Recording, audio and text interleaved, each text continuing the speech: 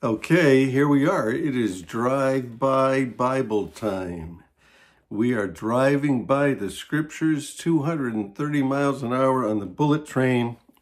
We are in 2 Samuel, one of the 12 history books of the Old Testament.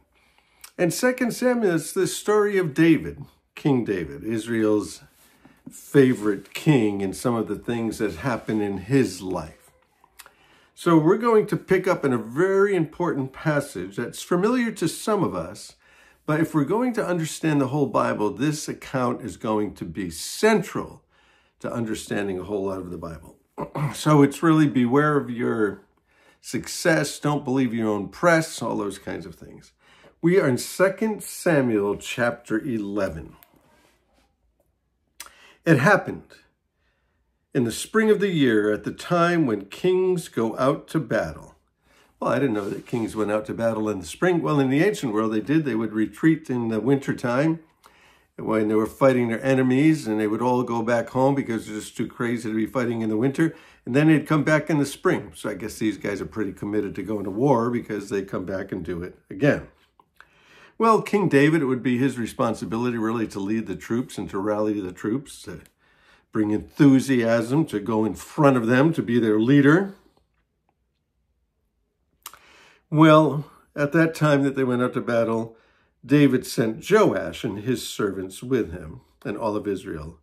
And they destroyed the people of Ammon and besieged Rabbah. But David stayed in Jerusalem. You know, he should have been there. He should have been doing what he's supposed to do.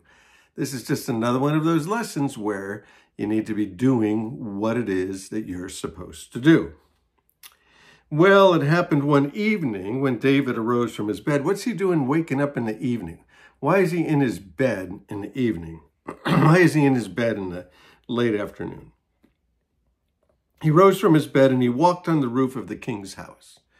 Well, their roofs are different than a lot of the roofs in the USA that have pitched roofs so that the snow can come off of them. They had flat roofs, and they used those roofs as a room. You would use it to cook, you would use it to sleep, you would use it to do laundry, you would use it for a lot of things.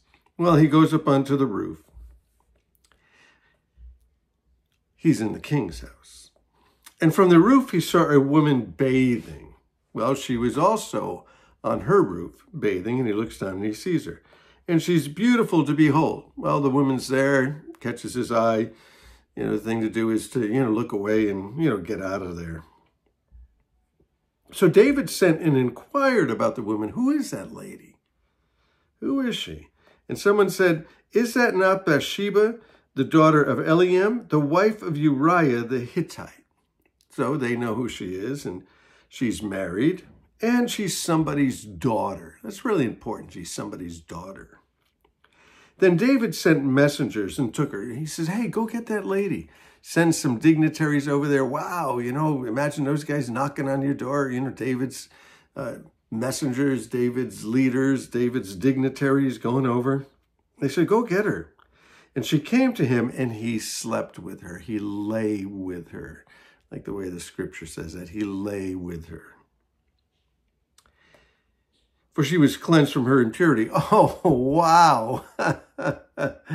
Oh, so, you can do a little adultery as long as you're cleansed from your impurity, as long as you've taken your bath and your ritual baths, and it's all good. And then she returned home. So, one of those one-night stands. And the woman conceived, and she told David and said, I'm with child.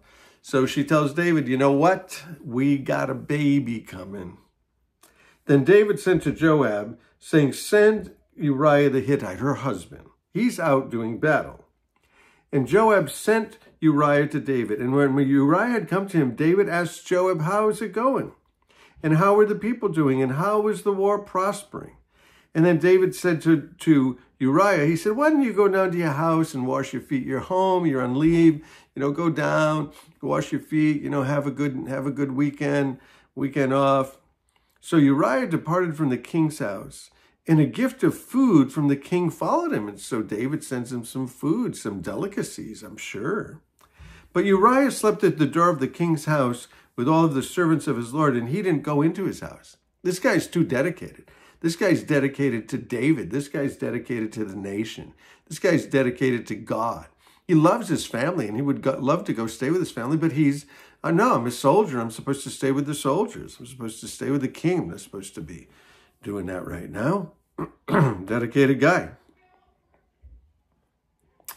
So when they told David, they said, Uriah didn't go to his house. David said to Uriah, didn't you just come from a long journey? Why don't you go down to your house? Go down to your house, have some fun, go see your wife. And Uriah said to David, the ark and Israel and Judah are dwelling in tents. And my lord Joab and the servants of my lord are encamped in the open fields. Shall I go to my house and eat and drink and lay with my wife? There's that phrase again. As you live, King David, and as your soul lives, I won't do this. I'm not going to do this. I'm going to stay at my post. Old orders are good orders. I'm going to do what I'm supposed to do. Now, I hope that we beat these enemies and I can come home to my wife. Then David said to Uriah, wait here today and also tomorrow, and I'll let you depart. So Uriah stayed in Jerusalem that day and the next.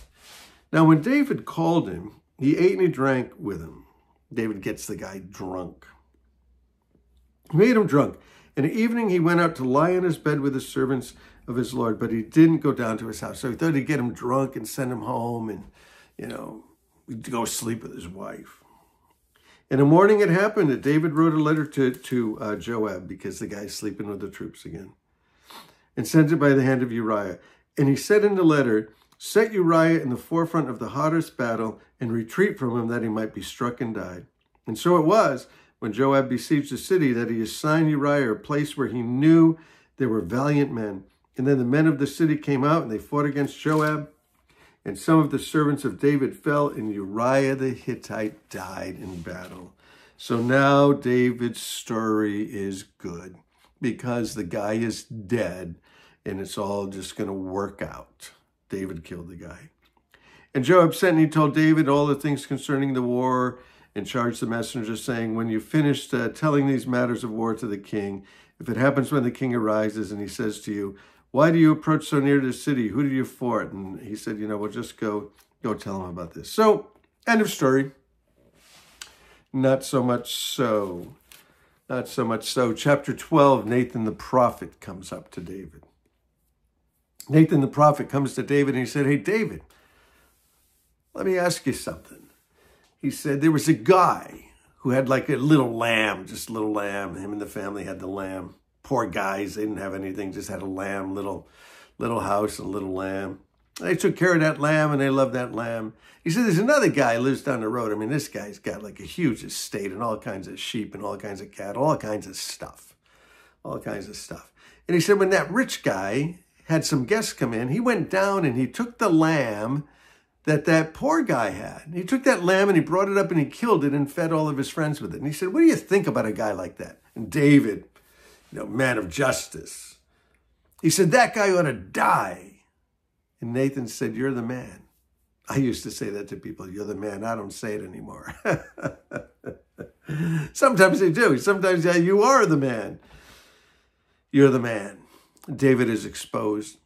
David can't stand it. He's all completely bummed out. He writes a psalm about it. He writes Psalm 51, about this whole thing that happened and what was going on with him. In Psalm 51, it says, it tells you that this is when David went to him. And we'll get into the Psalms. David pours out his heart in the Psalms. Have mercy on me, O God, according to your loving kindness, according to the multitude of your tender mercies. Blot out my transgressions. Wash me thoroughly, cleanse me from my sin, for I acknowledge my transgression. He confesses his sin. My sin's always before me. This thing doesn't leave me. Against you and only you have I sinned and done this evil in your sight. And you're found just when you speak and blameless when you judge. And so he says, create in me a clean heart and renew a steadfast spirit. Don't cast me from your presence. Don't take your Holy Spirit from me.